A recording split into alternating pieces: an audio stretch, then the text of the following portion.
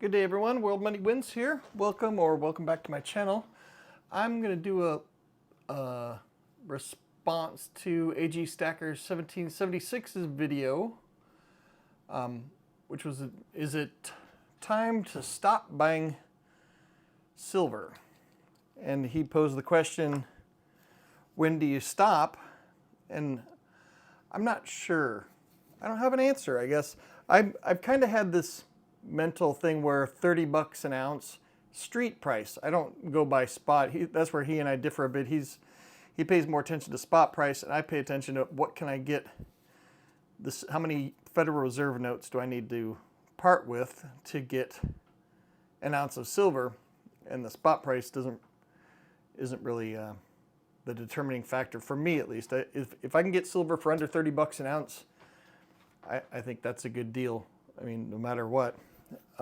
Because you know the premiums vary, it goes up and down, and I don't know.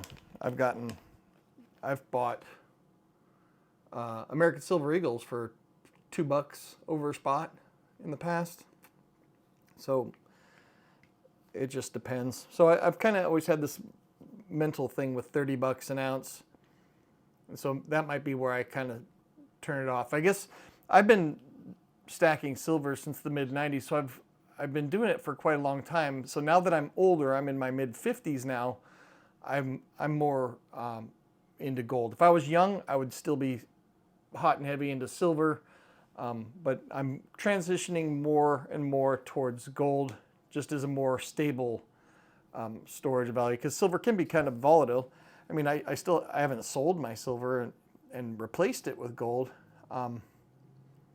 but I like to purchase more. That is from my Sharpie. Geez, I'm so clumsy.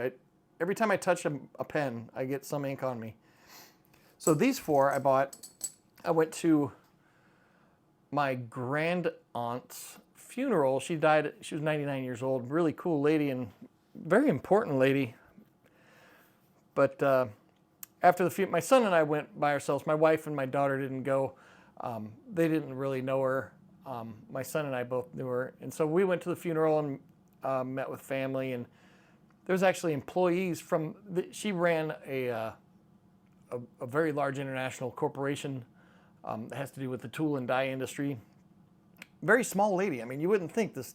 I mean, she was probably 95 pounds, 5'4", and she ran this corporation. She didn't found it. Her husband did. My grand uncle founded the corporation. When he died, then she kind of inherited everything. And she ran it, and she did a good job. So she had employees at her funeral. I mean, she retired like 25 years ago or whatever, but she had employees at her funeral that had remained friends with her that worked for her for 45 years. Now that's an investment. But anyway, after the funeral, we were close to a coin shop that, this one, where is it? West Michigan Jewelry Exchange. We were over by there. And so I figured, hey, let's go to the coin shop, see if they got any vintage. They didn't. And since I'm the kind of guy that can't leave empty-handed, I think AG Stacker 1776 is the same way. You just can't leave with nothing. So they had these 26 bucks a piece, these Achilles rounds. And so I just picked up 4 of these. It was 104 bucks. I gave him 105, said keep the change. And so just so I can kind of show my son that it's like, it doesn't matter if you buy a lot or a little, just buy a little bit. I mean, just always be stacking, especially if you're young. But anyway, back to the when do I stop? I probably would stop buying bullion when I have to pay $30 or more per ounce. Now I'll pay over 30 if I'm doing, if I'm buying vintage stuff, collectible vintage silver, like this Deke bar. This I'll pay over 34. I think I paid like 32 bucks an ounce for this. I can't remember. There's a video where I unboxed this. I got this from Mineral Exchange. I won it in their auction. And also I'll pay more than 30 if it's for something that I really, really, really want. A specialty piece like this John Wick round It's a 2-ounce round. It's a big chonker. I'm a big fan of the John Wick movie series. So this kind of stuff I will pay more for. But as far as stacking deep and generic bars that aren't vintage, if I can't get them for 30 or below, then I'm kind of out. And then I'm transitioning more to gold. And I'm still a gold buyer. AG Stacker 1776 also posed the question, like, how much is enough? When do you know when it's time to stop, as far as you got enough? And to that, I kind of pose the counter question: when do you stop contributing to your Roth IRA, if you have one? Or when do you stop saving money? When do you go, I've got enough money, I'm not going to save anymore? That's kind of how I look at gold and silver. This is savings, and as I've become older, this is my main savings now. I've transitioned more out of all my IRAs are out of the stock market. They've been sitting in cash since December of 2021. So I pulled them out of the market. They're just sitting in a what's it called? A money market account, just sitting there getting nothing, just basically eroding to inflation. Because I know there's going to be a market reset coming. Eventually, there's going to be something's going to happen. Something's got to give. And so when that happens, I'll probably re-enter the market at a limited capacity when there's blood in the streets and people are saying you're nuts to be buying stock. That's probably when I'll be buying it. But I'm not eating my retirement. My retirement does not revolve around the stock market. It could all go to zero tomorrow, and my retirement is fine. I do use vaulting companies, because at a certain point in your stack, you're not gonna put like $10 million worth of gold in your sock drawer. That's just not, it's not smart.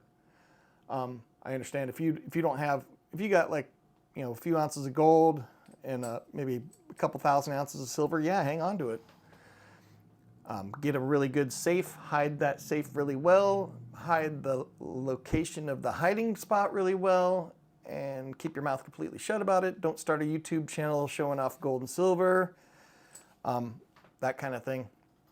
But yeah, I guess in a nutshell, I went down a whole bunch of different tangents, but my response to AG Stacker 1776 is, I'm a buyer of generic bullion, bars, rounds, and bullion coins if I can get them for 30 bucks or less. Over that, then I'm just going to be buying vintage only, collectible stuff, fun things, and gold. In the last big run up, when it went up to 50 bucks back in 2010, I think I was buying silver until it got to about $35, and then I said, this is kind of nuts. I'm just going to see what happens. And even though I'd been stacking for many years at that point, I didn't know what was going on. I wasn't really coherent when the 1980 run-up happened. I knew that silver and gold were important, but I didn't know about market volatility. And when it went up to 50 bucks in 2010, I was like, well, maybe it's finally going to $400. Maybe that's where it's going. Like my aunt told my mom, I've said it on the channel before. I remember back in 1980, my aunt telling my mom, she said, oh my gosh, silver's going to go to $400. And I'm like, wow, maybe I should. I was probably 10 years old, but I always remembered that.